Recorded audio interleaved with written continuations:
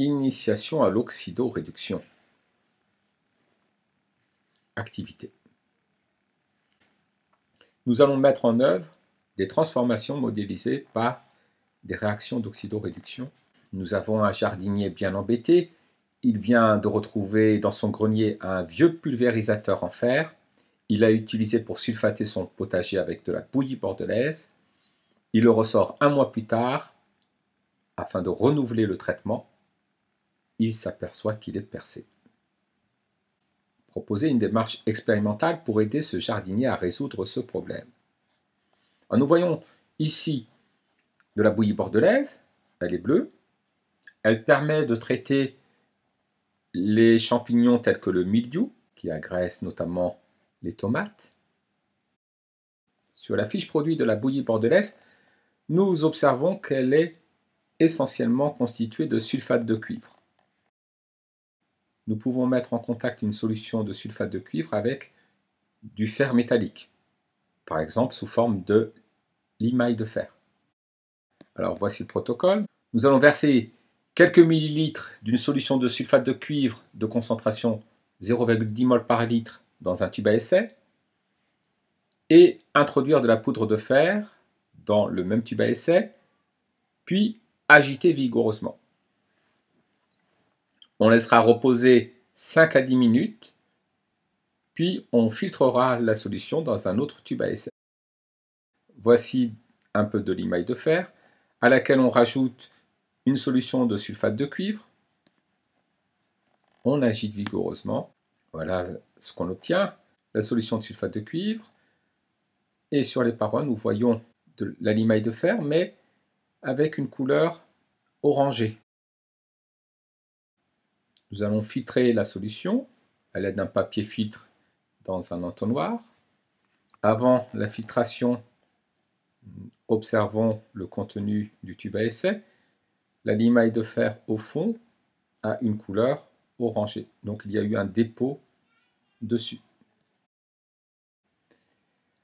Lorsqu'on a filtré la solution, voici le résultat obtenu. Le filtrat est incolore. Dans le filtrat, nous allons ajouter quelques gouttes de solution d'hydroxyde de sodium, appelée aussi soude. Nous obtenons un précipité vert. Décrire le résidu et le filtrat. Le résidu est recouvert d'un dépôt rouge-orange. Le filtrat, qui était initialement bleu, est devenu incolore. Quelle hypothèse peut-on faire sur les espèces qu'ils contiennent? Le dépôt rouge semble être du cuivre métallique, donc de formule Cu à l'état solide. Le filtrat étant devenu incolore, on peut supposer qu'il ne contient plus d'ion cuivre de formule Cu2+, à l'état aqueux, et qu'il contienne des ions fer. Donc nous allons le confirmer par des tests d'identification. En ajoutant de la soude au filtrat, nous observons la formation d'un précipité vert. C'est un précipité d'hydroxyde de fer 2. Donc on peut dire que le filtrat contient des ions fer 2. Par contre, nous n'observons pas de formation de précipité bleu d'hydroxyde de cuivre. L'hypothèse qu'il n'y ait plus d'ion cuivre est confirmée.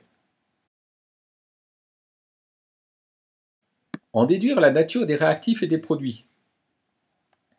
Les réactifs sont donc les ions cuivre 2 de formule Cu2+, et le métal fer de formule Fe.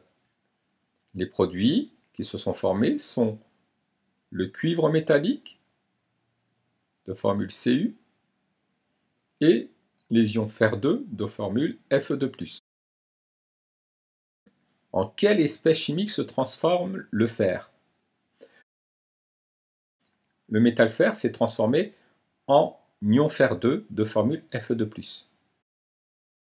Cette transformation que subit le métal fer est appelée oxydation. On peut la modéliser par une demi-équation de la forme X donne Y plus N électrons, où N est un entier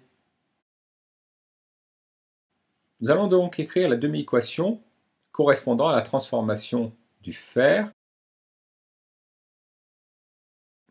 L'oxydation du métal fer est modélisée par la demi-équation Fe donne Fe2+, plus 2 électrons. En quelle espèce chimique se transforme l'ion cuivre? Écrire la demi-équation de cette transformation appelée réduction.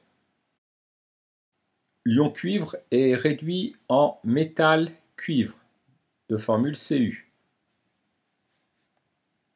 L'ion cuivre se transforme en atome de cuivre. La réduction de l'ion cuivre est modélisée par la demi-équation Cu2+, plus 2 électrons donne Cu. Écrire l'équation bilan de cette transformation chimique regroupant les deux demi-équations. Nous allons additionner les deux demi-équations membre à membre. Les électrons perdus par l'atome de fer sont gagnés par l'ion cuivre. Une mole d'ion cuivre 2 réagit avec une mole d'atome de fer pour donner une mole d'atome de cuivre et une mole d'ion fer 2. Expliquez au jardinier ce qui a bien pu se passer dans son pulvérisateur et proposez-lui une solution pour remédier à ce problème. En fait, dans le pulvérisateur, les ions cuivre 2 ont réagi avec le métal fer du pulvérisateur.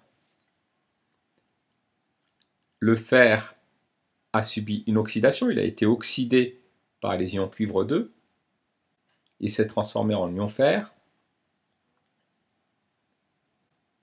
il a été consommé, ce qui explique que le pulvérisateur ait été troué. Afin que le sulfate de cuivre ne réagisse pas avec le pulvérisateur, il faut éviter d'utiliser un pulvérisateur en fer. Ce qu'on peut conseiller aux jardiniers, c'est de se procurer un pulvérisateur en plastique.